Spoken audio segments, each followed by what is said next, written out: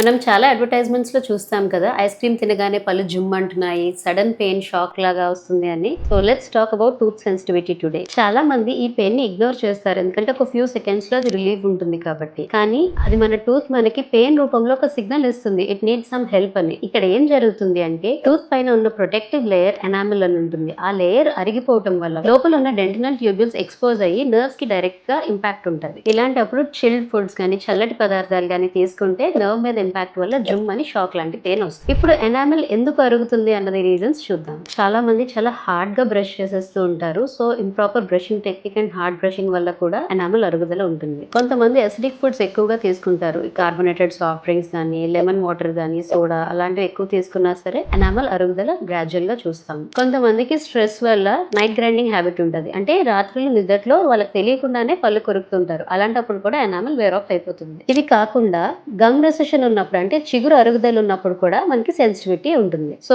ఈ సెన్సిటివిటీని అవాయిడ్ చేయడానికి మనం soft tooth brush with desensitizing tooth paste use చేయాల్సి ఉంటుంది అండ్ మైల్డ్ గా జెంటిల్ గా బ్రష్ చేసుకోవాల్సి ఉంటుంది. Hot or too cold foods అవి అవాయిడ్ చేయాలి అండ్ రెగ్యులర్ గా డెంటల్ చెకప్స్ ని మాత్రం మిస్ చేయకూడదు. So take care early. Healthy teeth అంటే comfort plus confidence every day.